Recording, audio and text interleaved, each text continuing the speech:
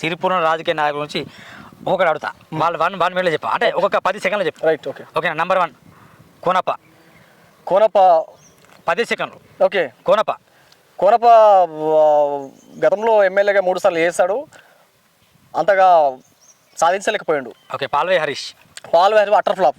Ravi Srinivas MLA suitable candidate కాదు. ఆయన ఎందుకు వస్తాడో తెలియదు నాకు.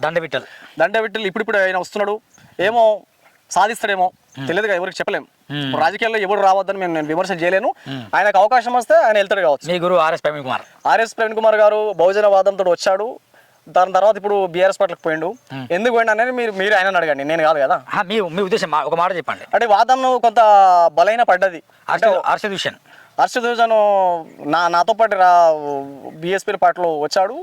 ఆయనకున్న కొన్ని పరిస్థితుల వల్ల ఆయన మళ్ళీ కాంగ్రెస్కి వెళ్ళిపోయాడు. సీడం గణపతి ఆయన కోసం నేను పెద్దగా మాట్లాడదలుచుకోలేను.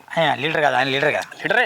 నేను ఆయన గురించి నేను కొత్తపల్లి శ్రీనివాస్ పాపం బీజేపీ పార్టీలో చాలా కష్టపడ్డాడు. కష్టపడడానికి పాపం ఫలితం లేకుండా పోయింది. మంచి వ్యక్తి. దుర్గం ప్రవీణ్ నాలాగా ఇంకెవరు ఫైట్ చేయడు.